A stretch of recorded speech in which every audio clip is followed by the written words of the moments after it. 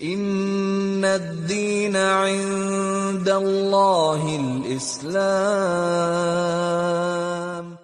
صحابہ کرام کے اندر کیا جذبہ تھا؟ دلیل سنن ابی داؤد کتاب الزکاۃ کتاب نمبر 9 حدیث نمبر 1678۔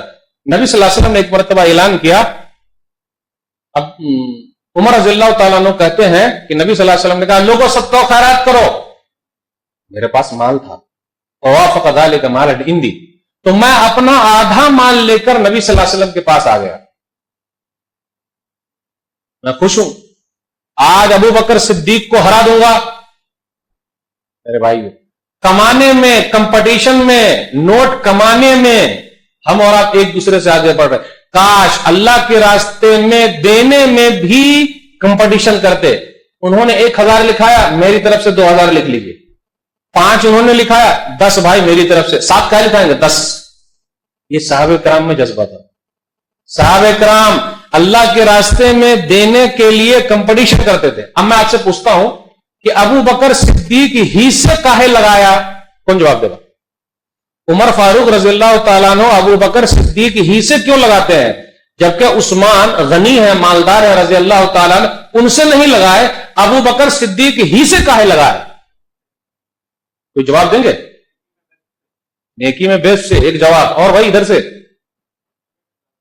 مرتبے میں زیادہ، سبحان اللہ، اور نبی صلی اللہ علیہ وسلم کے فیورٹ تھے، چلیے 3 جواب، اور ہر نیکی میں سبقت کرتے تھے۔ جب بھی کوئی اعلان ہو، کوئی بھی اعلان ہو جائے، کوئی بھی اعلان، اور ابو بکر صدیق کا نام نہ ہے، یہی ابو بکر صدیق ہے، اپنی پوری دولت نبی صلی اللہ علیہ وسلم کے پاس لے آئے۔ پہلے یہ حدیث سن لیتے، پھر آدھا مال لے کر آ گئے۔ نبی صلی اللہ علیہ وسلم نے پوچھا عمر بن خطاب رضی اللہ تعالیٰ عنہ سے، ماں بقیت لأہلک، گھر والوں کے لیے کیا چھوڑا ہے؟ آدھا چھوڑا، آدھا لے کر آ گئے۔ ابو بکر صدیق رضی اللہ تعالیٰ عنہ بھی آ گئے، ماں بقیت لأہلک، آپ نے گھر والوں کے لیے کیا چھوڑا ہے؟ اس کا مطلب یہ کہ گھر والوں کے لیے بھی چھوڑنا پڑے گا بھائی، بھوکے مر جائیں گے۔ ہمارا اور آپ کا ایمان ویسا نہیں، اور مولوی صاحب ایسا کہیں گے بھی نہیں کہ جھاڑو مار کے لیے آئے، نہ بھوکے مر جائیں گے۔ کہا ابقیت لہم اللہ ورسولہ، پروانے کو چراغ ہے بلبل کو پھول بس، پروانے کو چراغ ہے بلبل کو پھول بس، صدیق کے لیے ہے خدا کا رسول بس، ختم۔ جھاڑو مار کے لے آیا، میں نہیں کہوں گا آپ کو جھاڑو مار کے لے آئی، لیکن کبھی کبھی یہ کہہ سکتا ہوں کہ ابھی جیب میں جتنا ہے اتنا نکال لیجیے۔ مولوی صاحب کبھی کبھی بول سکتے ہیں کہ ابھی جیب میں جتنا ہے اتنا پورا خالی کر کے مسجد سے اٹھ کے چلے جائیے۔ کبھی کبھی آزما کے دیکھیے، کیونکہ اگر چاہتے کہ برے دن میں آپ کے لیے فائدہ ہو تو اچھے دن میں کچھ کر کے رکھیں گے تب نہ فائدہ ہوگا۔ جب برا دن آئے گا تو اللہ آپ کو یاد رکھے گا، آپ کے برے دن جب آئیں گے تو اچھے دن میں ہم اللہ کو یاد نہیں رکھ رہے۔ یہی ابو بکر صدیق رضی اللہ تعالیٰ عنہ ہے۔ نبی صلی اللہ علیہ وسلم نے ان کی تعریف کرتے ہوئے کہا، اس سے یہ مسئلہ نکلتا ہے کہ جو لوگ اللہ کے راستے میں دیتے ہیں کبھی کبھی ان کا نام بھی لیا جائے ان کی حوصلہ افزائی کے لیے۔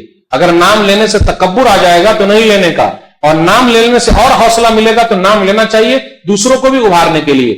نبی صلی اللہ علیہ وسلم نے فرمایا، سنن ابن ماجہ مقدمہ حدیث نمبر 94، ما نفعنی مال قط ما نفعنی مال ابی بکر، ابو بکر کے مال سے جتنا فائدہ مجھے ہوا ہے اتنا کسی کے مال سے نہیں ہوا۔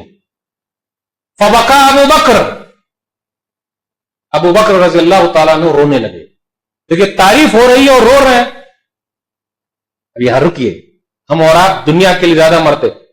سیٹ صاحب یہ مدرسہ آپ چلا رہے ہیں، یہ مسجد آپ چلا رہے ہیں، اتنا آپ دے رہے ہیں، اگر تعریفوں کے پل آپ نہیں باندھیں گے تو وہ اور زیادہ آپ کو نہیں دیں گے۔